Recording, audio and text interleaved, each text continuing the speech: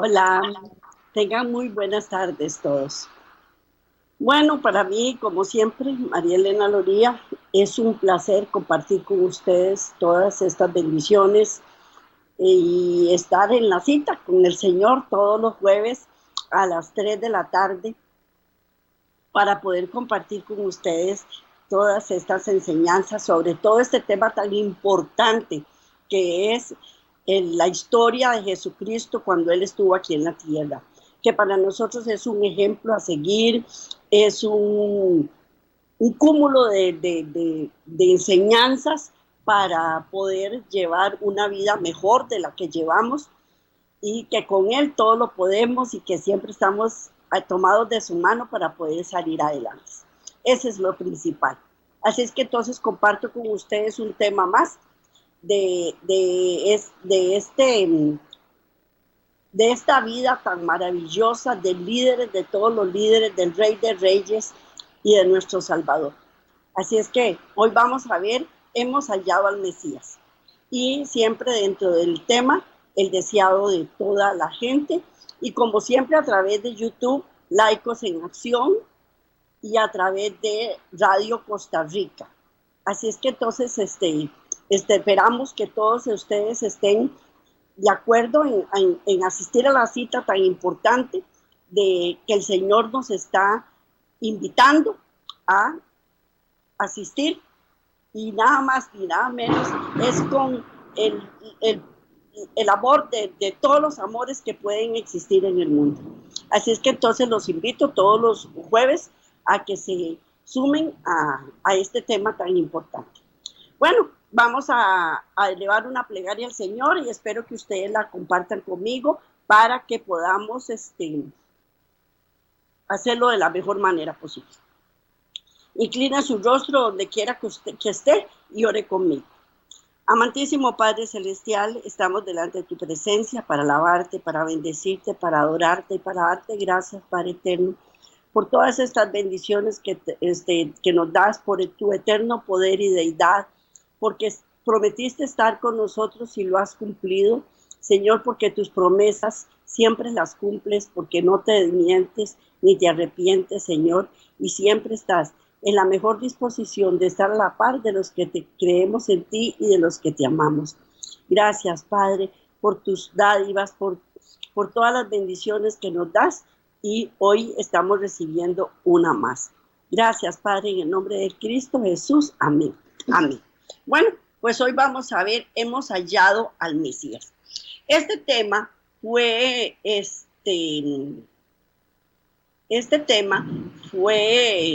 sacado, por decirlo así, de Juan 1, del 19 al 51. Juan 1, del 19 al 51. Yo no puedo leerles a ustedes todo el tema, pero espero que ustedes en su casa puedan lograrlo y hacerlo y comprueben de dónde salió este tema, porque nosotros siempre nos basamos en Biblia y solo Biblia, y todos nuestros temas son sacados de la palabra de Dios y de libros que nos guían en los estudios de la palabra de Dios. Bueno, hemos hallado al Mesías. Juan el Bautista estaba predicando y bautizando en Betábara, al otro lado del Jordán. No quedaba muy lejos del lugar donde antaño Dios había detenido el río en su curso hasta que pasara Israel. A corta distancia de allí, la fortaleza de Jericó había sido derribada por los ejércitos celestiales. El recuerdo de dichos sucesos revivía en este tiempo y prestaba como deudor interés al mensaje del Bautista. ¿No habría de volver a manifestar su poder para librar a Israel, aquel que había obrado tan maravillosamente en tiempos pasados? Eso se preguntaba Juan en ese momento, porque ellos ansiaban que el Mesías retornara y que viniera a liberarlos. Tal era el pensamiento que conmovía el corazón de la gente que diariamente se agolpaba a orillas del Jordán. La predicación de Juan se había posesionado tan profundamente de la nación que exigía la atención de las autoridades religiosas. El peligro de que se produjera alguna insurrección inducía a los romanos a considerar con sospecha toda reunión popular y todo lo que tuviese que ver con los judíos. Ellos estaban muy preocupados, parece mentira, porque los judíos en ese momento eran la minoría. Los ejércitos romanos eran excesivamente poderosos y fuertes y grandes, como para no someter al pueblo de Israel.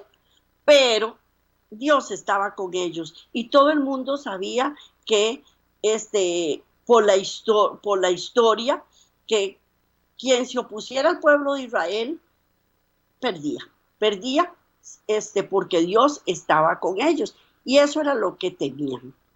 Juan no había reconocido la autoridad del Sanedrín ni pedido su sanción sobre su obra y había reprendido a los gobernantes y al pueblo, a fariseos, a saduceos por igual.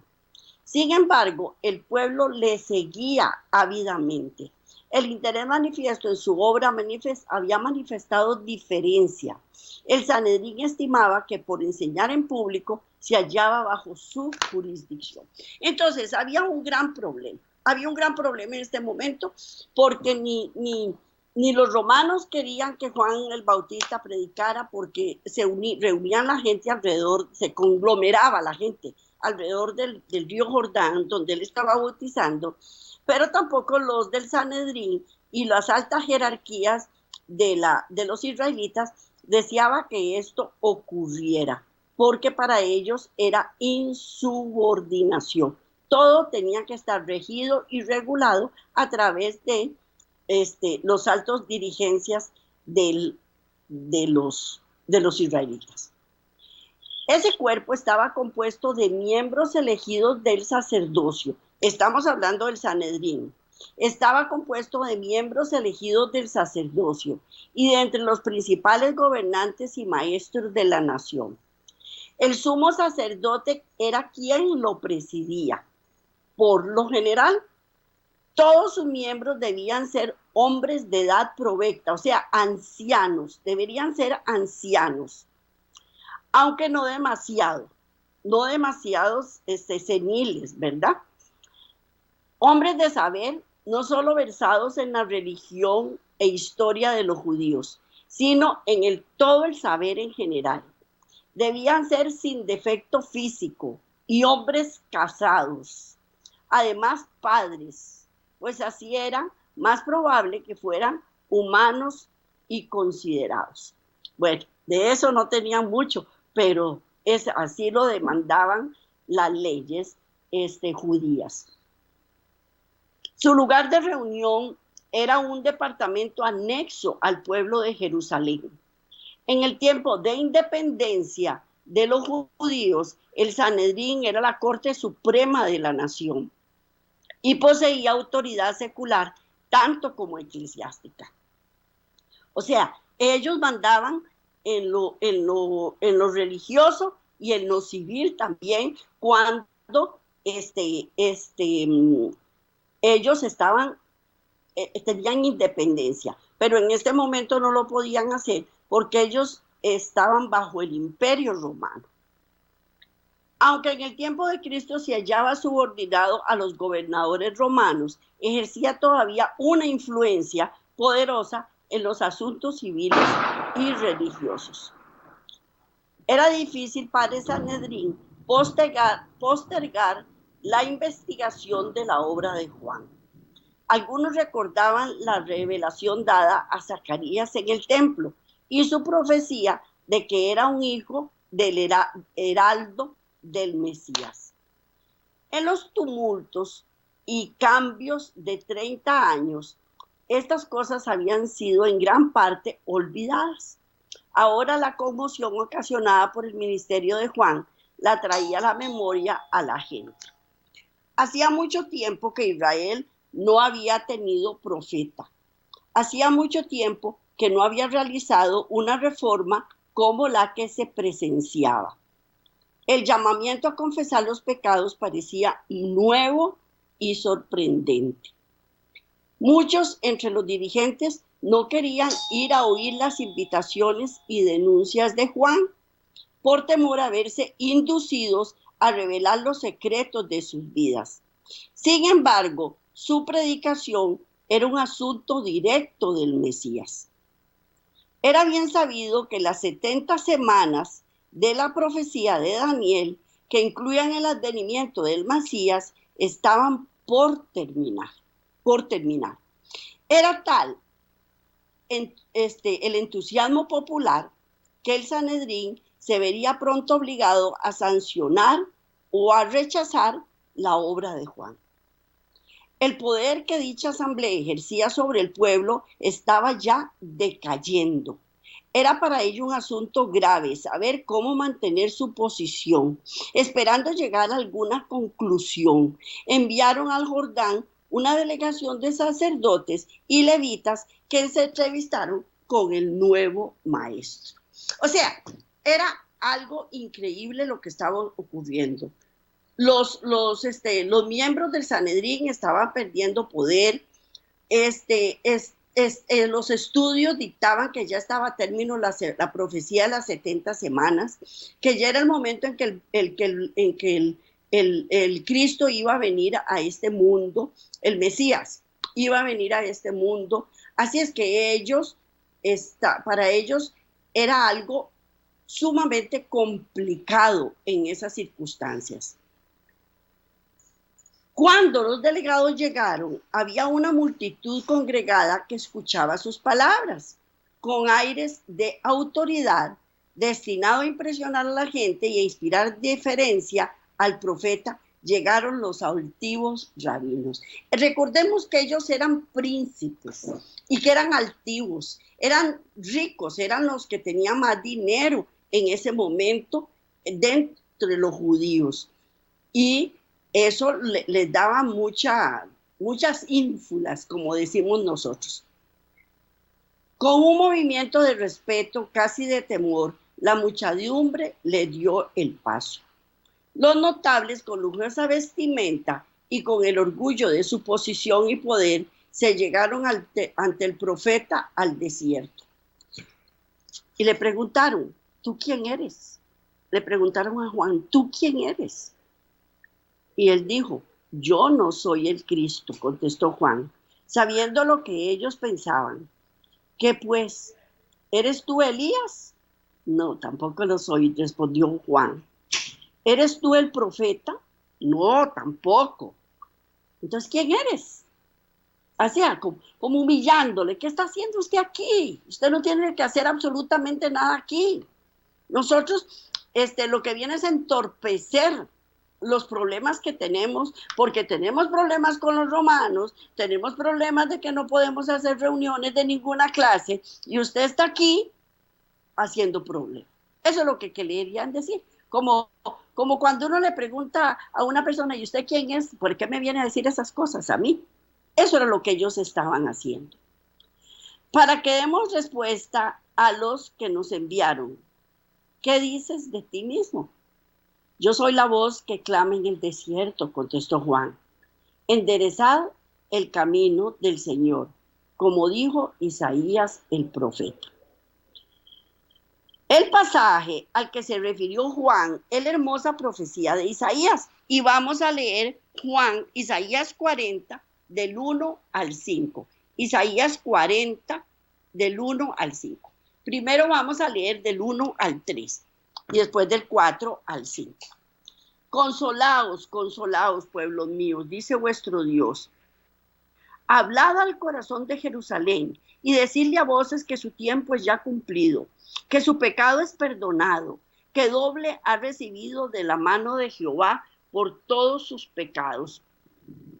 Vos que clama en el desierto, preparad camino a Jehová, enderezad la calzada en la soledad a nuestro Dios.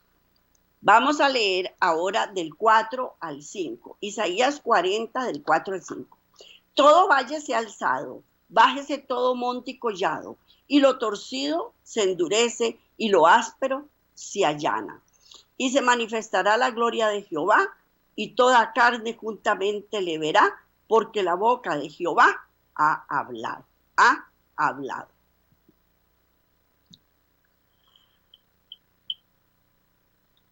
Ese era el mensaje que traía Isaías para este tiempo. Y dice, había que allanar el camino. Eso era lo que había que hacer. ¿Por qué? Porque antiguamente, cuando un rey viajaba por las comarcas menos frecuentadas de sus dominios, se enviaba adelante el carro real a un grupo de hombres para que aplanase los lugares escabrosos y llenase los valles, a fin de que el rey pudiera viajar con seguridad y sin molestia.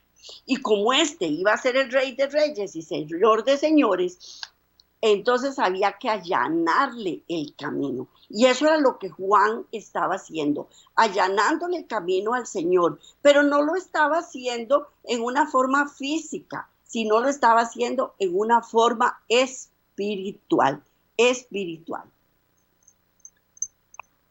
Cuando el Espíritu de Dios conmueve, esa costumbre es la que menciona el profeta para ilustrar la obra del Evangelio. Todo valle se ha alzado y bájese todo monte y collado. Cuando el Espíritu de Dios conmueve el alma con su maravilloso poder de despertarla, humilla el orgullo humano. Entonces era lo que estaba Juan allanando. ¿Por qué? Porque tenemos que bajarnos, agachar nuestras orejitas y doblar las rodillas y quitar nuestro orgullo y nuestra presunción delante de Dios. Y eso era lo que Juan estaba haciendo en este momento. Es cuando el Espíritu de Dios conmueve el alma con su maravilloso poder de despertarla, humilla el orgullo humano. Vamos a leer 2 Corintios 10:5. 2 Corintios 10:5. Dice, derribando argumentos y toda altivez que se levanta contra el conocimiento de Dios y llevando cautivo todo pensamiento a la obediencia de Cristo. Repito, derribando argumentos y toda altivez que se levanta contra el conocimiento de Dios y llevando cautivo todo pensamiento a la obediencia de Cristo. Hay que quitar todo el orgullo humano. Hay que quitar el placer mundanal. La jerarquía y el poder son tenidos por inútiles. Son destruidos los consejos y toda altura que se levanta contra la ciencia de Dios. Y se sujeta todo intento a la obediencia de Cristo. Y eso es lo que hace Juan el Bautista en ese momento. Y eso es lo que Dios hace en nuestros corazones para que nosotros los recibamos. Nos quita el orgullo, nos quita toda la jerarquía. Nos damos cuenta que la jerarquía que tenemos no vale.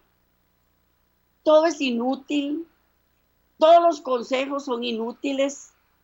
Y todo el pensamiento que se levanta en contra de Dios es inútil también. ¿Por qué? Porque así es como tiene que estar el corazón del ser humano, limpio, limpio, para poner en nosotros después la humildad y el amor abnegado, tampoco apreciados entre los hombres, porque una persona humilde hay que humillarla, porque se lo merece. Es que mira, es tan tonta, esa persona es tan tonta, es tan inútil, porque así la consideramos. Y el amor abnegado también. Cuando nosotros amamos, la gente trata de aprovecharse de uno, pero Cristo no es así. Y Él nos pone la humildad y un amor abnegado para Él, para tener reciprocidad, en donde Él me ama a mí y yo lo amo a Él, en donde Él me da órdenes y yo humildemente las acepto. Eso es lo que Dios quiere que nosotros tengamos en nuestro corazón. Y son pocos apreciados por los hombres, porque a nadie le gusta eso. Pero cuando estamos con Cristo, es otra historia. Son encalzados como la única cosa de valor. Tal es la obra del Evangelio, de la cual el mensaje de Juan era una parte. Los rabinos continuaron preguntando, porque ellos querían de todas maneras quitar a Juan de ahí, humillarlo y darle a él toda, ¿cómo se dice? Me chupo un poquitico de sal para que no me dé tos. Voy a tomar agua, disculpen.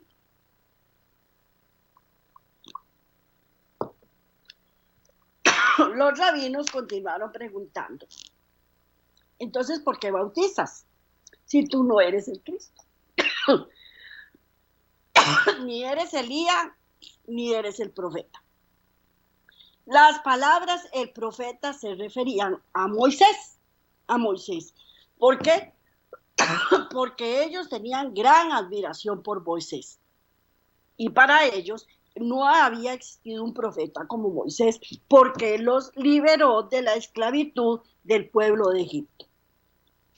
Y estaban esperando al Mesías para que lo liberara, igual que Moisés había liberado al pueblo de la esclavitud de los egipcios, pero ahora querían que lo liberara del poder de los romanos.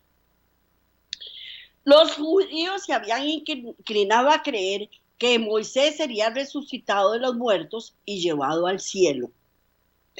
No sabían que ya había sido resucitado. Ellos no sabían que ya Moisés había sido resucitado. Cuando el Bautista inició su ministerio, muchos pensaron que tal vez fuera el profeta Moisés resucitado, porque parecía tener un conocimiento cabal de las profecías y de la historia de Israel. No se estaban dando que todas esas profecías y toda esa historia de Israel la había escrito el Señor. Y que por eso era que lo sabía todo, ¿verdad? Dice, también se creía que antes del advenimiento del Mesías, Elías aparecería personalmente. Y Juan salió al cruce de esta expectación con su negativa. Pero sus palabras tenían un significado más profundo, porque él dijo, no, yo no soy el Mesías, ni yo soy el Cristo, ni tampoco soy Moisés, ni tampoco soy Elías. Entonces, ¿quién era? Jesús dijo después refiriéndose a Juan. Vamos a leer Mateo 11:14. Mateo 11:14. Dice, y si queréis recibirlo, él es aquel Elías que había de venir. Eso le dijo Juan el Bautista a los del Sanedrín. Si quieren recibirlo, él es aquel Elías que había de venir. Juan salió al cruce de esta expectación con su negativa, pero sus palabras tenían un significado más profundo. Jesús dijo después, refiriéndose a Juan, si quieres recibirlo, este es Elías, el que había de venir. Este es Elías, el que había de venir. Juan vino con el espíritu y el poder de Elías para hacer una obra con la como la que había hecho Elías. Si los judíos lo hubiesen recibido, yo me equivoqué, dije que Juan había dicho eso para que recibieran al Mesías. No, fue Cristo el que dijo que si querían recibirlo a Juan, él era el Elías que iba a venir. Juan vino con el espíritu y poder de Elías para hacer una obra como la que había hecho Elías. Si los judíos le hubiesen recibido, esta obra se había realizado en su favor, pero no recibieron su mensaje. Para ellos no fue Elías. No pudo cumplir en favor de ellos la misión que había venido a realizar. O sea, no es que no aceptaron a Juan, sino es que no aceptaron allanar el camino. No aceptaron doblar su cerviz delante de Dios. No aceptaron el mensaje que Juan les traía. Eso era lo que estaban rechazando. O sea, estaban rechazando a Cristo. Muchos de los que estaban reunidos al lado del Jordán habían estado presentes en ocasión del bautismo de Jesús, pero la señal dada entonces había sido manifiesta para unos pocos de entre ellos. Durante los meses precedentes, durante el misterio del Bautista, muchos se habían negado a escuchar el llamamiento al arrepentimiento. Así, habían endurecido su corazón y oscurecido su entendimiento. Porque cuando uno rechaza a Cristo, uno lo que está haciendo es endureciendo el corazón. Eso es lo que está haciendo. Y al endurecer mi corazón, estoy endureciendo también mi entendimiento. Entonces, estoy confundido. Viene el espíritu de error y se posesiona de mí. ¿Por qué? Porque yo endurecí mi corazón. No quiero saber nada de Cristo, no quiero saber nada de la verdad. Porque su palabra es verdad. Eso es lo que estamos haciendo. Cuando el cielo dio testimonio a Jesús en ocasión del bautismo, no lo percibieron. Los ojos que nunca se habían vuelto con fe hacia el invisible no vieron la revelación de la gloria de Dios. Los oídos que nunca habían escuchado su voz no oyeron la palabra de su testimonio. ¿Ven? ¿Se da cuenta? Porque cuando uno no acepta a Dios, no ve, no oye, no escucha, no entiende. Y así sucede también ahora. Con frecuencia la presencia de Cristo y de los ángeles ministradores se manifiestan en las asambleas del pueblo. Y sin embargo, muchos no lo saben. No disciernen nada insólito, pero la presencia del Salvador se revela a algunos. La paz y el gozo animan su corazón. Son consolados, estimulados y bendecidos. Entonces, cuando uno no quiere aceptar, es endurecido nuestro corazón, todo está mal, no entiendo, no veo, no oigo. Pero cuando yo lo recibo con mi corazón abierto, me consuela, me estimula, me bendice, porque eso es lo que Cristo hace con nosotros. Los diputados de Jerusalén habían preguntado a Juan, ¿por qué pues bautizas? Y estaban aguardando su respuesta. Repentinamente, al pasar Juan la mirada sobre la muchedumbre, sus ojos se iluminaron. Y vamos a leer Juan 1, 26 y 27. Juan 1, del 26 y 27. Juan le respondió diciendo, yo bautizo con agua, mas en medio de vosotros está uno a quien vosotros no conocéis. Este es el que viene después de mí, el que es antes de mí, del cual yo no soy digno de desatar la correa del calzado. Cristo estaba entre la muchedumbre y Juan lo vio. Y por eso él se refirió a Cristo diciendo eso. Yo bautizo con agua, mas en medio de vosotros está uno a quien vosotros no conocéis. Este es el que viene después de mí y también estaba antes de mí. Que eso es difícil entenderlo, porque naturalmente como una persona va a venir después y que iba a estar antes. Es raro, ¿verdad que sí? Pero Juan sabía lo que estaba diciendo. Y también del cual yo no soy digno de desatar la correa de sus zapatos, El mismo que había de ser llevado al Sanedrín era claro e inequívoco. La palabra de Juan no podía aplicarse a otro, sino al Mesías prometido. Este se hallaba en ese momento dentro de ellos.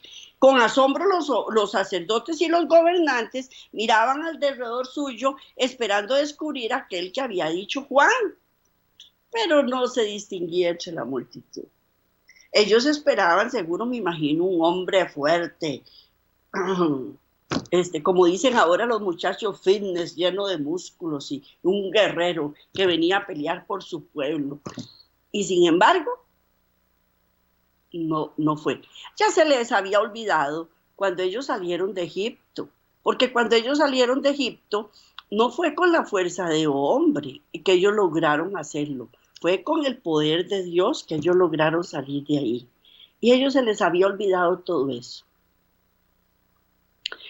Cuando en ocasión del bautismo de Jesús, Juan le señaló como el Cordero de Dios. Y vamos a leer Isaías 53:5. Isaías 53:5.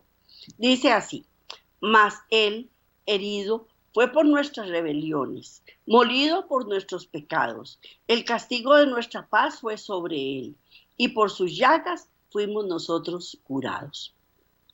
Mas él herido fue por nuestras rebeliones, molido por nuestros pecados. El castigo de nuestra paz fue sobre él, y por sus llagas fuimos nosotros curados. Fuimos nosotros curados.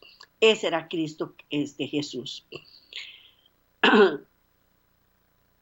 Era el Cordero de Dios. Una nueva luz resplandeció entonces sobre el Mesías, sobre la obra del Mesías. La mente del profeta fue dirigida a las palabras de Isaías: como cordero fue llevado al matadero. Durante las semanas que siguieron, Juan estudió con nuevo interés las profecías y las enseñanzas de las ceremonias de los sacrificios. No distinguía claramente las dos fases de la obra de Cristo, como sacrificio doliente y como rey vencedor. Pero veía que su venida tenía un significado más profundo del que discernían los sacerdotes y el pueblo. Es muy difícil para una mente finita como la que nosotros tenemos ver una persona que es ofrecida en sacrificio doliente y que a la vez sea un rey vencedor. ¿Cómo es posible que sea un rey vencedor si lo están matando, si lo están crucificando? Porque nuestra mente no discierne, cuando estamos sin Cristo y sin el Espíritu Santo, no discernimos las cosas espirituales. Solo lo vemos desde un punto de vista natural y nosotros no podemos entender que una persona que están llevando a matarla sea un rey vencedor. Es imposible verlo desde un punto lógico y humano, pero desde un punto espiritual sí lo podemos entender.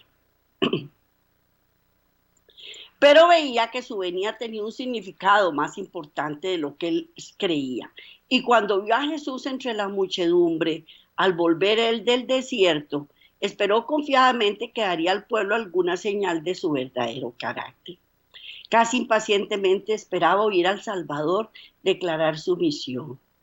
Pero Jesús no pronunció una palabra ni dio señal alguna. No respondió al anuncio que hiciese el Bautista acerca de él, sino que se mezcló con los discípulos de Juan sin dar evidencia externa de su obra especial, ni tomar medidas que lo pusiesen en evidencia. Él no quería ser evidenciado porque sabía que lo iban a mandar a matar y todavía no era el momento en que lo tenían que matar. Entonces, mejor él, como decimos ahora, siguió con un perfil bajo. ¿Hasta cuándo? Hasta que llegara el momento. Al día siguiente, Juan vio venir a Jesús con la luz de la gloria de Dios descansado sobre él. El profeta extendió las manos diciendo: este es el Cordero de Dios que quita el pecado del mundo. Este es de quien yo dije: después de mí viene un hombre que es antes de mí, y yo no lo conocía, pero por esto vino bautizando con agua, pero que él fuera manifestado, para que él fuera manifestado en Israel. Vi al Espíritu que descendía del cielo como paloma y que permaneció sobre él. Yo no lo conocía, pero el que me envió a bautizar con agua me dijo: sobre quien veas descender el Espíritu y permanecer sobre él, ese es el que bautiza con Espíritu Santo. Y yo lo he visto y testifico que este es el Hijo de Dios. Eso dijo Juan, que ese era el Hijo de Dios, porque cuando el Espíritu Santo le aclaró la situación, él creyó y entendió, porque en ese momento él estaba lleno del Espíritu Santo para poder realizar la obra que le había sido encomendada. ¿Era este el Cristo? Con reverencia y asombro, el pueblo miró a aquel que acababa de ser declarado Hijo de Dios. Todos habían sido profundamente conmovidos por las palabras de Juan.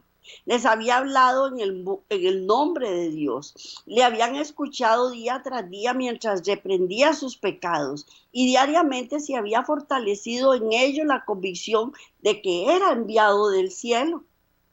Pero ¿quién era este mayor que Juan el Bautista? En su porte e indumentaria, nadie indicaba que fuese de alta jerarquía.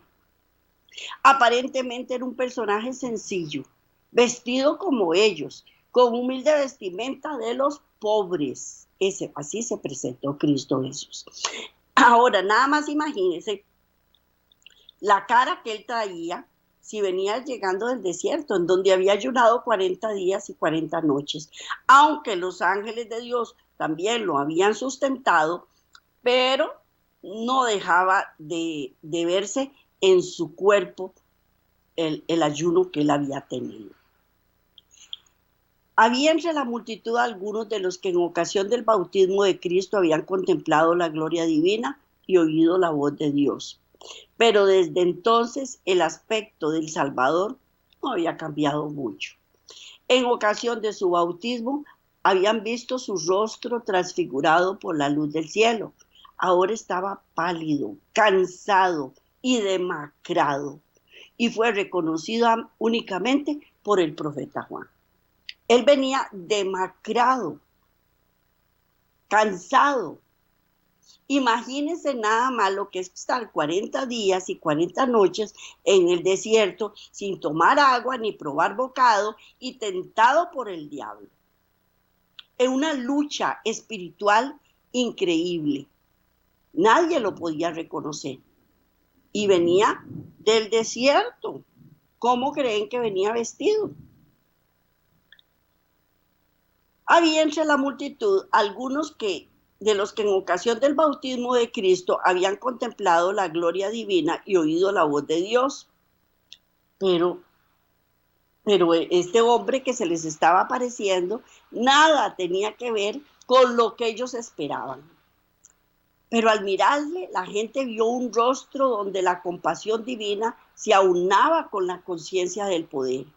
Toda mirada de sus ojos, todo rasgo de su semblante estaba señalado por la humildad y expresaba un amor indecible.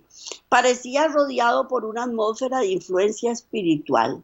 Aunque sus modales eran amables y sencillos, daba a los hombres una impresión de un poder escondido, pero que no podía ocultarse plenamente.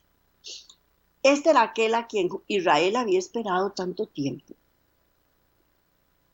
Jesús vino con pobreza y humillación, a fin de ser tanto nuestro ejemplo como nuestro redentor. Si hubiese aparecido con pompa real, ¿cómo podía habernos enseñado humildad? No se puede, ¿verdad que no?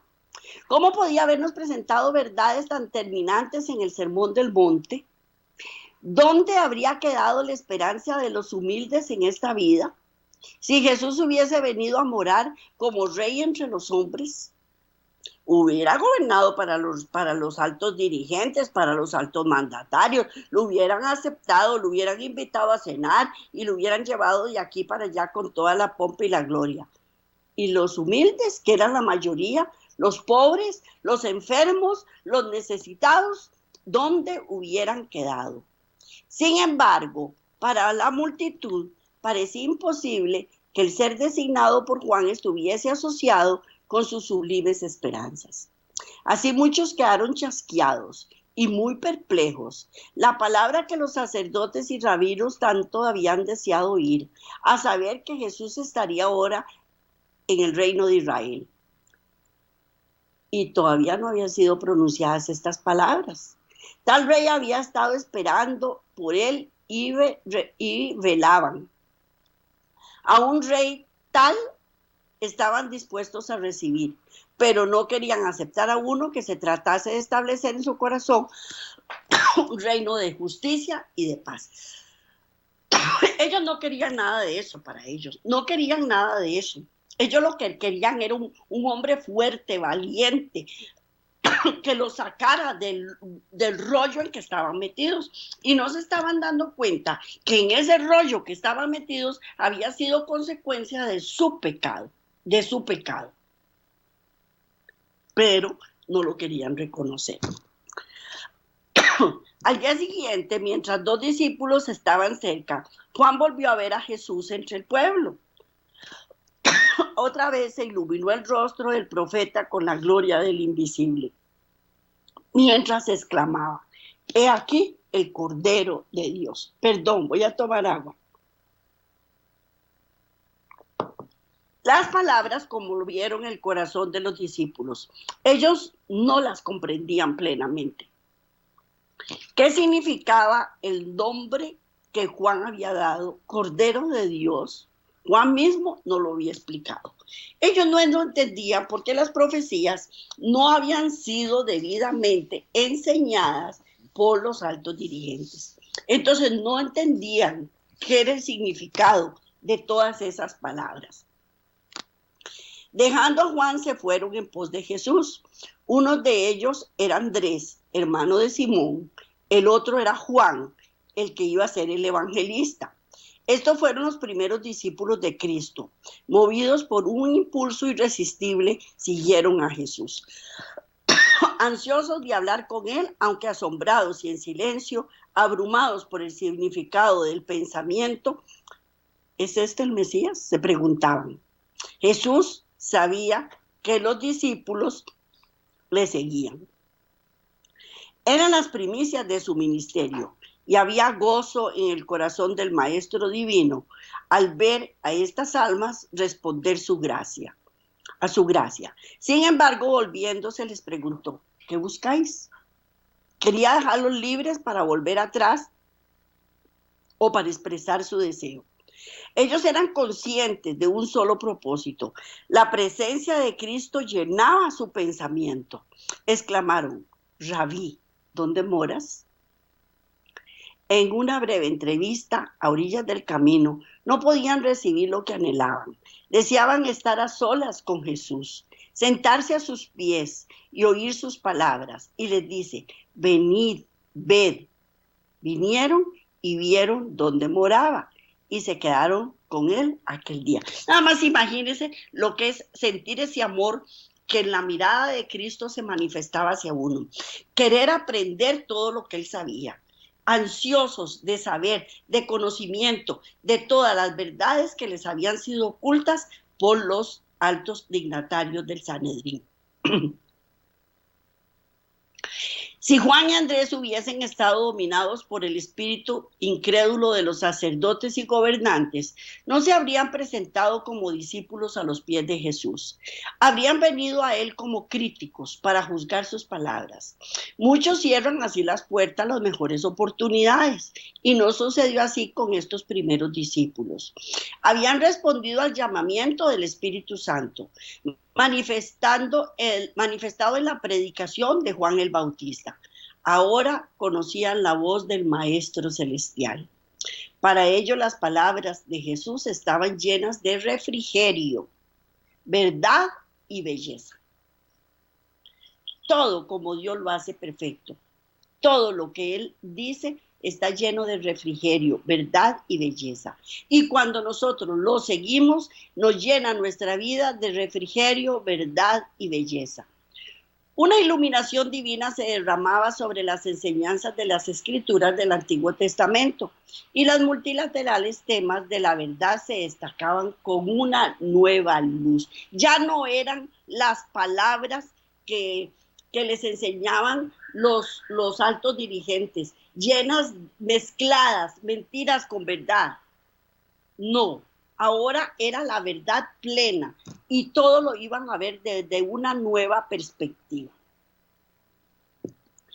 Es la contrición, la fe y el amor lo que habilita el alma para recibir la sabiduría del cielo. Vamos a leer ahora Primera de Juan 4:7. Primera de Juan 4:7. Dice así: amados, amémonos unos a otros, porque el amor es de Dios, y todo aquel que ama es nacido de Dios y conoce a Dios. Amados, amémonos unos a otros, porque el amor es de Dios, y todo aquel que ama es nacido de Dios y conoce a Dios. Y conoce a Dios. El discípulo Juan era de afectos sinceros y profundos, aunque de naturaleza contemplativa. Había empezado a discernir la gloria de Dios, no con la pompa mundanal, ni con el poder que se le había enseñado a esperar, sino con la gloria del unigénito del Padre.